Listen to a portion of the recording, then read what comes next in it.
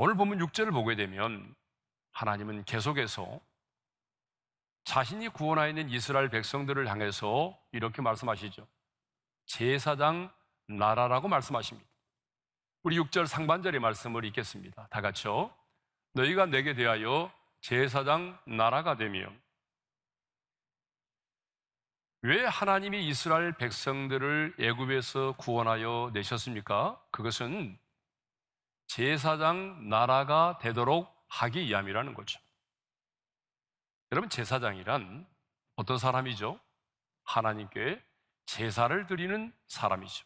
그러니까 하나님께서 이스라엘 백성들을 애굽에서 구원하여 내신 것은 하나님께 제사를 드리는 백성이 되도록 하기 위함이라는 것입니다. 그런데 구약에서의 제사는 신약에서는 어떻게 우리가 표현하죠? 예배라고 표현하죠. 그러니까 하나님께서 우리를 구원하신 것은 하나님을 예배하는 백성들이 되도록 하기 위해서, 그 예배의 공동체를 세우기 위해서 하나님이 우리를 구원하셨다는 얘기입니다. 하나님은요, 모세를 애굽의 바로왕에게 보내시면서 내가 왜 너를 보내어 이스라엘 백성들을 애굽에서 구원하려고 하는지 그 이유와 목적에 대하여 분명하게 말씀하셨습니다. 자, 우리 출애굽기 3장 12절의 말씀을 함께 읽겠습니다. 다 같이요.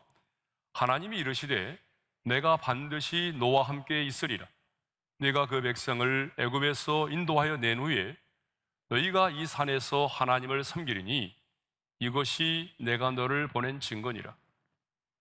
왜 하나님이 모세를 보내어서 이스라엘 백성들을 애굽에서 구원해 내시겠다고 말씀하십니까?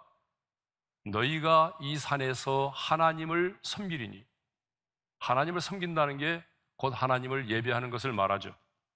그러니까 하나님을 예배하는 자, 하나님을 섬기는 자가 되도록 하기 위해서 하나님은 모세를 보내어 이스라엘 백성들을 구원하여 내셨다는 것입니다.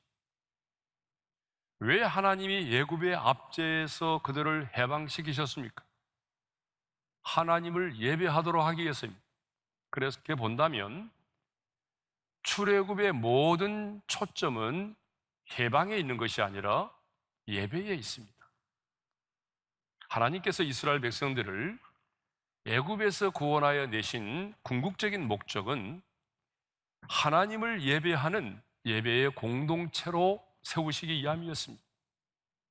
그래서 하나님은요, 출애굽한 이스라엘 백성들을 시내 산으로 이끄시고 그 시내 산에 이스라엘 백성들이 머물러 있는 동안에 그들을 예배하는 공동체로 세우셨습니다. 여러분, 이스라엘 백성들이 시내 산에서 머물러 있는 기간은 약 10개월 정도로 알려지고 있습니다. 그 10개월 동안 하나님은 그곳에 강림하셨고, 그리고 하나님은 그들을 예배의 공동체로 세우셨어요. 그래서 우리가 잘 아는 것처럼 하나님은 시내산에서 모세를 통해서 십계명을 주셨습니다. 여러분, 이 십계명도 역시 예배와 관련된 계명입니다. 1계명부터 4계명까지는 예배의 대상이 어떤 분이신가, 예배의 대상이신 하나님에 대해서, 그리고 그 하나님을 우리가 어떻게 예배해야 하는지에 대해서 1계명부터 4계명까지는 말씀하고 있고요. 5계명부터 10계명까지는 구원받은 하나님의 사람들이 삶에서 어떻게 삶의 예배를 드려야 되는지, 우리의 삶의 예배에 관하여 말씀하고 있는 것이죠. 그러니까 여러분, 결국은 10계명도 예배와 관련된 계명입니다. 하나님은 거기서 끝나지 않으셨죠. 하나님은 특별하게 지시하셔서 모세를 통하여 그들 가운데 성막을 짓게 하셨어요. 그리고 성막 안에 지성소를 두게 하시고 그 지성소 안에 하나님의 임재를 상징하는 언약궤 법궤를 안치하게 하셨습니다. 그리고 레위지파의 후손들을 제사장으로 세워서 그 하나님의 임재 앞에서 모든 백성들이 하나님을 예배하도록 하였던 것입니다. 출애굽의 목적은 하나님을 예배하는 공동체로 세우는 것이었습니다. 그러면 출애굽 이전에도 제사가 있었을까요? 물론 있었죠. 그렇죠, 여러분? 출애굽의 사건 이전에도 개인적으로 드리는 그런 제사가 있었습니다. 성경을 보게 되면 가인과 아벨도 제사를 드렸지 않습니까? 그죠? 가인과 아벨만이 아니라 노아도 방주에서 나온 그날에 제단을 쌓고 하나님을 예배했고요. 믿음의 조상 아브라함도 가나안 땅에 들어가서 가장 먼저 제단을 쌓고 여호와를 섬겼습니다. 가는 곳마다 제단을 쌓고 여호와를 섬겼죠.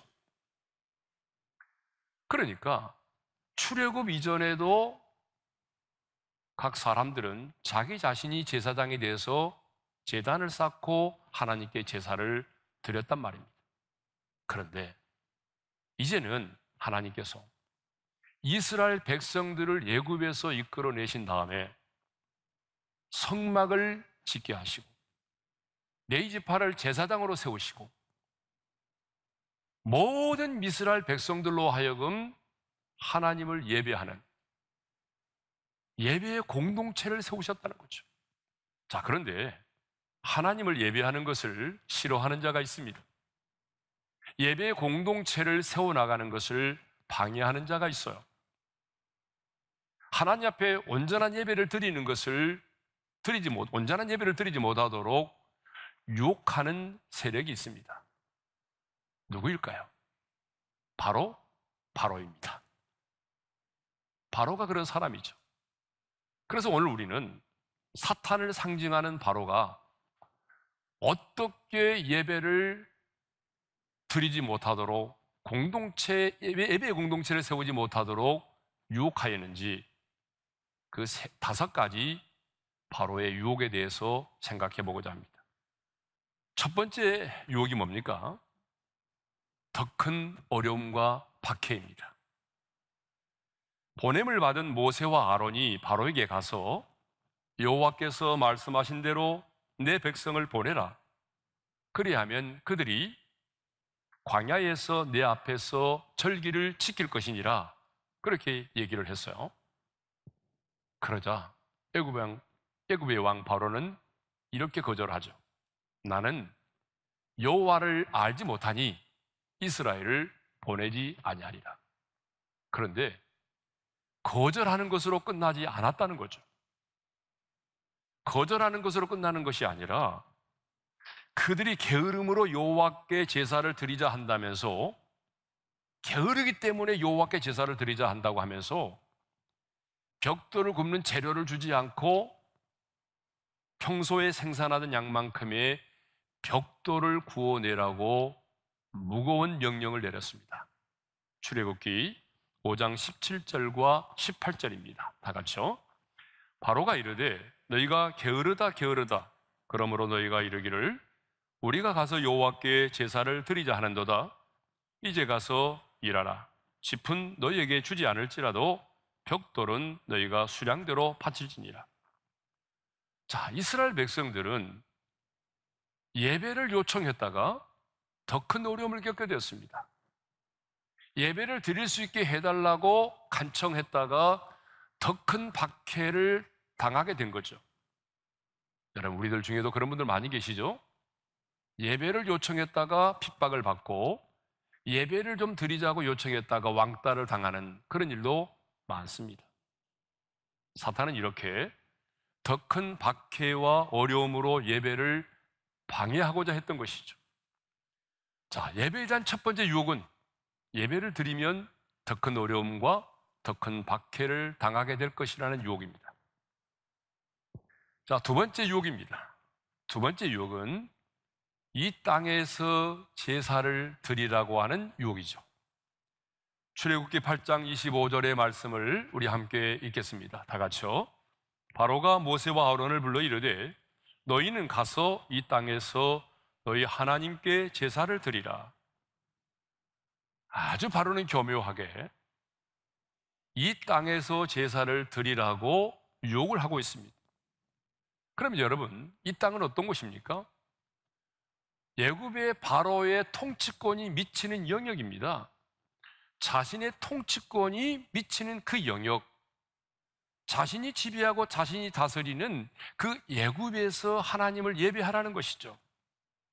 그러면 예배는 드리되 애굽에서 드리라고 하는 이 의미는 뭘까요? 이것은 하나님도 예배하고 세상도 함께 예배하라는 것입니다. 하나님도 섬기고 동시에 세상도 섬기라고 하는 유혹이죠. 하나님을 믿고 신앙생활을 하는 것은 좋지만 이 세상 속에 살아가면서 이 세상의 사람들과 동일하게 살아가라는 얘기죠. 좀 더 여러분에게 쉽게 적용을 해보자면 이런 얘기입니다. 자, 월요일부터 토요일까지는 이 세상에 속한 자처럼 살라는 얘기예요. 이 세상 사람들이 가지고 있는 그 가치관을 가지고 이 세상 사람들의 삶의 방식대로 월요일부터 토요일까지는 그렇게 살라는 거예요. 그리고 단 하루, 일요일, 주일에는 교회 나가서 예배를 드리라는 얘기입니다. 여러분, 이런 유혹을 지금 너무나 많은 분들이 받고 있죠. 그래서 일주일 7일 동안에 6일 동안은 세상 사람들로 살아가는 거예요. 그리고 주일날이 되면 예배당에 나와서 예배를 한번 드려주는 것으로 그것이 신앙생활의 전부라고 생각하는 분들이 너무나 많이 있습니다. 좀 더 구체적으로 적용을 해볼까요?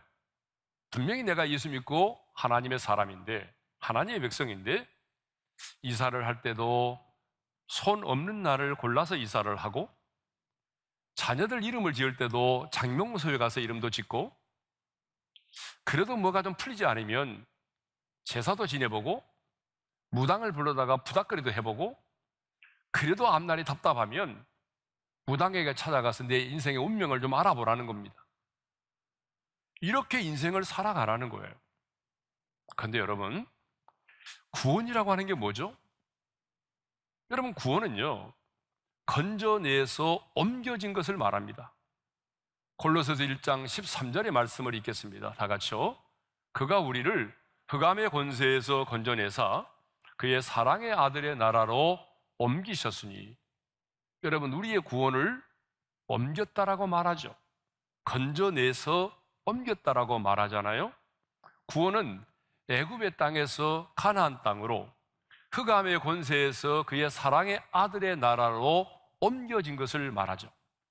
우리 예수님도 요한복음 5장 24절에서 영생을 이렇게 말씀하고 있습니다. 다 같이요. 내가 진실로 진실로 너에게 이르노니 내 말을 듣고 또 나 보내신 이를 믿는 자는 영생을 얻었고 심판에 이르지 아니하나니 사망에서 생명으로 옮겼느니라. 여러분, 구원이 무엇입니까? 어둠에서 빛으로, 지옥에서 천국으로, 그리고 사망에서 생명으로 옮겨진 것이 구원입니다. 그런데 오늘 사탄 마귀는 우리에게 속삭입니다. 계속해서 이 땅에 머물러 있으라는 거예요. 제약된 세상에 우리를 묶어두려고 하는 거죠. 그래서 이 땅에서 하나님께 제사를 드리라고 말하죠. 이것이 바로 마귀의 관계거든요. 자, 세 번째 유혹입니다. 세 번째 유혹은 너무 멀리 가지는 말라입니다. 자, 출애굽기 8장 28절의 말씀이죠. 우리 함께 읽겠습니다. 다 같이요. 바로가 이르되 내가 너희를 보내리니 너희가 너희 하나님 여호와께 광야에서 제사를 드릴 것이나 너무 멀리 가지는 말라. 자, 한번 따라서 해볼까요? 너무 멀리 가지는 말라. 자, 바로는 이 땅에서 제사를 드리라고 하는 유혹이 거절당하자 이번에는 너무 멀리 가지는 말라라고 말하죠. 그러면 왜 바로는 너무 멀리 가지는 말라고 했을까요? 언제든지 다시 자신의 노예로 묶어두기 위한 속셈이죠. 이것을 보게 되면 바로는요, 기회만 주어진다고 한다면 언제든지 그 사람을 자신의 노예로 삼으려고 했던 것입니다. 자, 너무 멀리 가지는 말라고 하는 이 말은 우리 삶에 이렇게 적용할 수가 있습니다. 적당히 신앙생활을 하라는 것입니다. 예수를 믿되 좀 적당히 믿으라는 거예요. 너무 티내지 말라는 거예요. 예배를 드리되 적당히 드리라는 거예요. 주님은 이렇게 말씀하셨어요. 주님의 이 말씀 한마디면 모든 것이 끝입니다. 다 같이 읽겠습니다. 내가 이같이 미지근하여 뜨겁지도 아니하고 차지도 아니하니 내 입에서 너를 토하여 버리리라. 주님이 우리에게 원하는 것은 적당히가 아닙니다. 신앙생활은 여러분 대충 적당히 하는 게 아닙니다. 이거는 목숨을 걸고 하는 거예요. 예배를 드릴 때도 목숨을 걸고 예배를 드리는 것입니다. 신앙생활은 그렇게 하는 거예요. 자, 네 번째 유혹입니다. 네 번째 유혹은 장정만 가서 여호와를 섬기라고 하는 거죠. 재앙이 계속되자 바로는 모세에게 자, 여호와를 섬기러 갈 자는 누구냐라고 묻습니다. 그러자 모세가 말하죠. 자, 우리가 남녀노소와 양과 소를 데리고 가겠나이다. 그랬더니 바로가 이렇게 말하죠. 출애굽기 10장 11절 말씀 읽겠습니다. 그렇게 하지 말고 너희 장정만 가서 여호와를 섬기라. 자, 한번 따라서 할까요? 그렇게 하지 말고 너희 장정만 가서 여호와를 섬기라.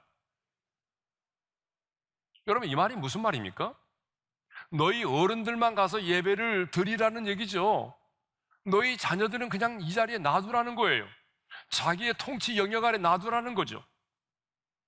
너희 자녀만큼은 하나님을 섬기는 자가 되지 않도록 하라는 거예요.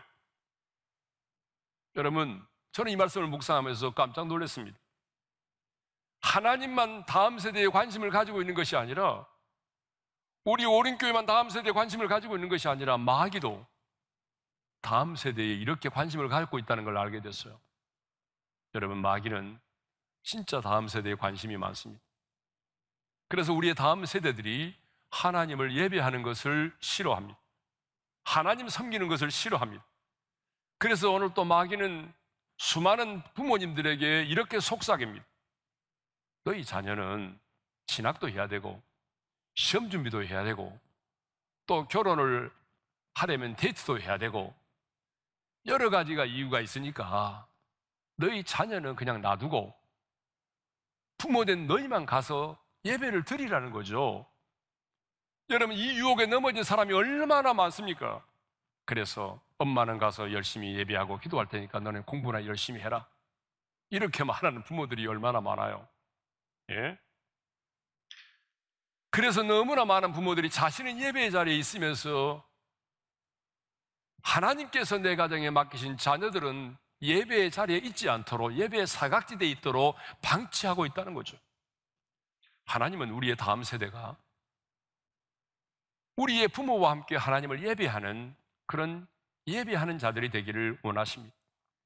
그래서 하나님은 우리의 가문에, 여러분의 가문에 여러분으로 인해서 믿음이 단절되는 것이 아니라 영적 계승이 이루어지기를 원하십니다. 그래서 하나님의 관심은 다음 세대에 있습니다. 그런데 애굽의 왕 바로는 장정만 가서 하나님을 섬기고 너희 자녀는 이곳에 놔두라고 말하죠. 너희 자녀만큼은 하나님을 섬기는 자가 되지 않게 하라는 거죠. 그런데 여러분, 만일에 우리의 자녀들이, 우리의 다음 세대들이 하나님을 예배하지 않는다면 영적인 계승은 이루어지지 않을 것입니다.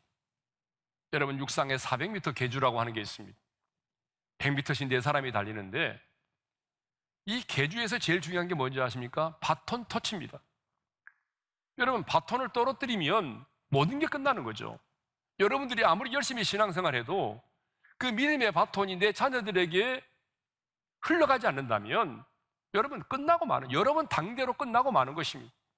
하나님은 여러분으로 말미암아 여러분의 가정이 믿음의 가문이 되기를 원하고 영적인 계승이 이루어지기를 원하십니다. 다섯 번째 유혹입니다. 몸만 가서 예배를 드리라는 거죠. 몸만 가서. 자, 출애굽기 10장 24절의 말씀을 읽겠습니다. 다 같이요. 바로가 모세를 불러서 이르되 너희는 가서 여호와를 섬기되 너희의 양과 소는 머물러 두고 너희 어린 것들은 너희와 함께 갈지니라. 자, 애굽의 양 바로는요, 여호와를 섬기러 나가는 자들에게 너희의 양과 소는 너희의 양과 소는 두고 가라고 말하죠. 자녀들을 데리고 가는 것까지는 양보하겠지만 재물은 남겨두고 몸만 가서 여호와를 섬기라고 말하죠. 그런데 여러분, 하나님께 제사를 드리려면 뭐가 필요합니까? 재물이 필요하죠. 양과 소와 같은 재물이 필요합니다. 재물이 없이는 하나님께 제사를 드릴 수가 없습니다. 그러니까 양과 소는 놔두고 몸만 가서 예배를 드리라고 하는 이 바로의 유혹은 제사는 드리되 재물이 없는 제사를 드리라고 하는 거죠. 예배는 드리되 하나님께 빈손으로 나아가서 예배를 드리라고 하는 것입니다. 오늘도 사탄은 예배는 드리되 몸만 가서 빈손으로 예배를 드리라고 유혹하고 있습니다. 그런데 하나님은요, 무교병의 절기를 지키라고 말씀하시면서 네가 애굽에서 나온 것을 기억하면서 빈손으로 내 앞에 나오지 말지니라고 말씀하셨어요. 그러면 새 언약의 백성인 우리에게 재물이 없이 몸만 가서 예배를 드리라고 하는 이 말씀은 무엇을 의미할까요? 예배는 드리되 우리의 온전한 희생제물이 되어주신 예수 그리스도가 없는 예배를 드리라는 거예요. 예수의 보혈이 없는 예배, 예수의 이름이 사라진 예배를 드리라는 거예요. 예? 그런데 여러분, 오늘 우리 예배 가운데 예수님의 보혈이 없고 그 이름이 사라졌다면 그 예배는 하나님께 상달될 수가 없습니다. 그런데 사탄은 오늘 우리에게 요구합니다. 우리의 희생제물이 되어주신 예수 그리스도가 없는 예배, 예수의 보혈이 적셔져 있지 않은 예배, 예수님의 이름이 사라진 예배를 드리라는 거예요. 다른 말로 말하면 이게 뭘까요? 너의 공로와 너의 선함과 너의 열정으로 예배를 드리라는 거예요. 저는 이런 예배를 많이 봤어요. 여러분, 그 예배에 예수님이 없는 거예요. 예수 그리스도가 사라지는 예배 있잖아요. 도덕과 윤리만 있어요. 선하게 살아야 된대요. 여러분, 이런 예배는 하나님이 절대로 받지 않습니다. 하나님과 우리 사이의 유일한 화목제물이 되신 예수 그리스도, 예수 그리스도가 중심이 되지 않은 예배는 하나님이 연락하지 않습니다. 아무리 뜨겁게 열정적으로 찬양을 드려도 하나님은 그 예배를 받지 않습니다. 예수 그리스도가 없는 예배를 드리라는 거예요. 이게 사탄의 유혹이죠. 그러면 바로왕으로부터 이런 박해와 예배에 대한 유혹을 받았을 때에 모세는 어떻게 했을까요? 첫째로 단호하게 거절했습니다. 출애굽기 8장 26절 상반절의 말씀을 읽겠습니다. 다 같이요. 모세가 이르되 그리함은 부당하니이다. 우리 한번 따라서 할까요? 그리함은 부당하니이다. 모세는 적당히 바로와 타협하지 않았습니다. 바로가 박해를 가하고 이 땅에서 제사를 드리라, 너무 멀리 가지는 말라, 너희 장정만 가서 예배라, 재물은 놔두고 몸만 가서 예배를 드려라, 이러한 박해와 유혹을 해왔을 때에 여러분, 모세는요 단호하게 거절했어요. 하나님의 사람인 우리에게 유연성이 부족하다는 그런 말이 있어요. 이 세상을 살아갈 때 말이죠, 하나님의 사람인 우리에게는 융통성도 필요합니다. 유연성도 필요해요. 믿지 않은 사람보다 더. 그러나 여러분, 진리의 본질은 타협하면 안 됩니다. 두 번째로 어떻게 물리쳤습니까? 말씀으로 물리쳤어요. 출애굽기 8장 27절 하반절의 말씀을 읽겠습니다. 우리 하나님 여호와께 제사를 드리되 우리에게 명령하시는 대로 하려 하나이다. 따라서 하겠습니다. 우리에게 명령하시는 대로. 그러니까 모세는 계속되는 예배에 대한 바로의 유혹을 하나님의 말씀, 우리에게 주시는 명령, 그 말씀대로 물리쳤다는 거죠. 여러분, 예수님도 사탄의 유혹을 받았을 때 말씀으로 물리치지 않았습니까? 그러므로 우리도 내 주관이 아닌, 내 생각이 아닌, 내 관점이 아닌 하나님의 말씀으로 예배에 대한 유혹을 물리쳐야 하는 것이죠. 여러분, 예배에 대한 유혹은요 오늘 또 계속되고 있습니다. 여러분이 만일 이 5가지 유혹 중에 하나라도 거절하지 못하고 여러분들이 적당히 타협하고 받아들인다면 여러분들은 정녕 하나님과 멀어질 수밖에 없습니다. 그리고 여러분의 가문은 믿음의 가문이 아닌 영적 개성이 단절된 그런 가문이 되어버리고 말 것입니다. 그러므로 모세처럼 예배에 대한 유혹을 단호히 거절하시고 말씀대로 순종함으로 예배에 대한 유혹을 이겨내시고 이 예배를 통해서 하나님께서 우리를 위하여 예배해 두신 그 풍성한 은혜를 더 충만하게 더 많이 받아 누리는 하나님의 사람들이 될 수 있기를 주님의 이름으로 축원합니다.